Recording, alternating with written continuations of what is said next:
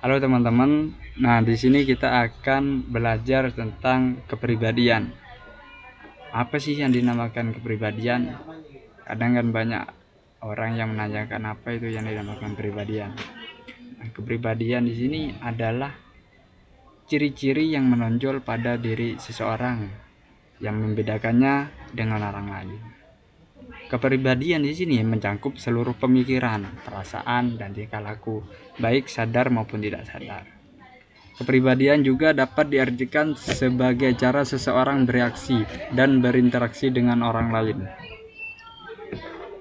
Nah, di sini selanjutnya kita akan membahas tentang apa sih yang dimaksud dengan kepribadian menurut beberapa tokoh dari psikologi tersebut. Nah, di sini kita ambil dua tokoh ya, tentang Freud dan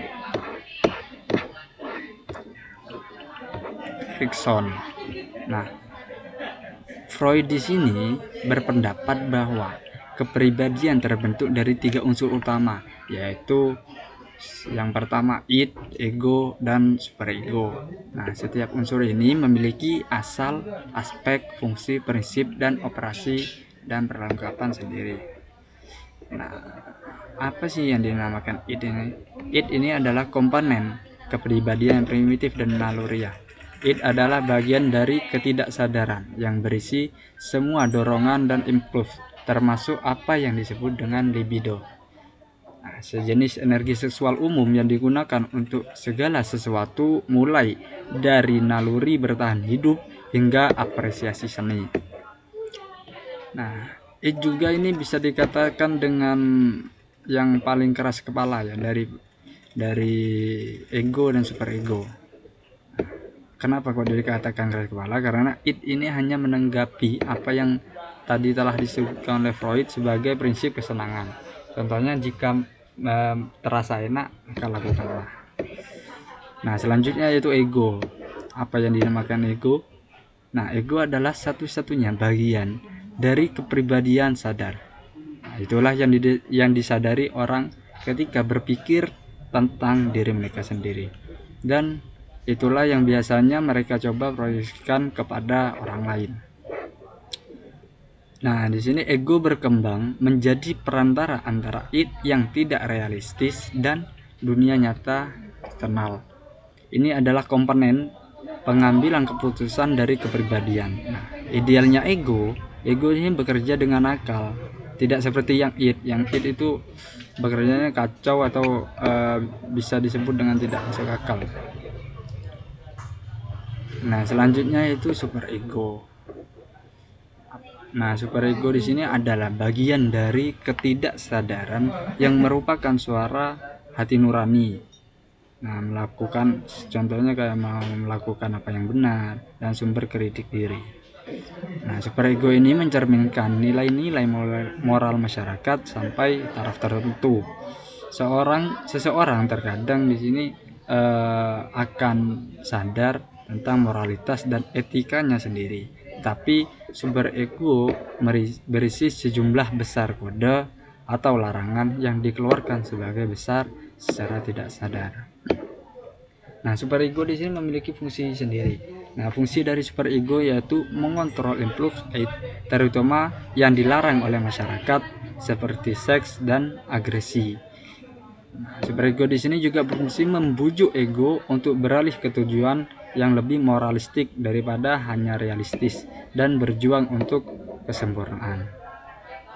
Nah, itu tadi menurut pandangan salah satu psikolog tentang kepribadian. Ya, yang tadi bahas tentang pandangan definisi dari Freud tentang kepribadian. Nah, sekarang kita coba lihat pandangan yang dilakukan oleh Erikson. Di sini Erikson juga menyatakan bahwa kepribadian manusia berkembang melalui 8 tahapan. Perkembangan manusia dari tahap pertama ke tahap berikutnya itu ditentukan oleh keberhasilan atau ketidakberhasilannya dalam menempuh tahap sebelumnya. Nah, Erikson di sini juga menyatakan bahwa anak mulai mengembangkan kepribadian dengan membentuk konsep diri fisik, sosial, dan akademis. Nah, itu secara garis besarnya pandangan kepribadian menurut Erikson atau teorinya Erikson. Ketika kita membandingkan teori dari Freud dan Erikson, melihat dari fokusnya, periode atau interaksi atau tahapan, di sini teori Erikson lebih unggul kayaknya ya. Karena dilihat dari segi fokusnya, teori Freud di sini lebih menekankan pada kebutuhan dasar dan kekuatan biologis, sedangkan teori Erikson di sini lebih berfokus pada faktor sosial dan lingkungan. Kalau dilihat dari periode juga di sini teori Freud hanya berakhir pada periode yang lebih awal, sedangkan teori Erikson diperluas hingga dewasa. Begitupun juga dengan interaksi pada teori Freud di sini lebih banyak membahas tentang peran libido selama masa persekolahan dan awal sekolah dasar, sedangkan teori Erikson di sini lebih terfokus pada bagaimana anak berinteraksi dengan orang tua dan teman sebayanya. Tahapan pada Freud di sini Freud membagi perkembangan kepribadian menjadi 3 tahapan. Yang pertama yaitu tahap infantil, kayak umur 0 sampai 5 tahun, baru lahir sampai 5 tahun, dan tahan latin dari umur 5 sampai 12 tahun, dan yang terakhir tahap genital lebih dari 12 tahun ke atas. Nah, sedangkan Erikson di sini menyatakan bahwa kepribadian manusia di sini berjalan menurut 8 tahap. Nah, meskipun memiliki perbedaan, teori Freud dan Erikson di sini memiliki jalinan hubungan yang erat.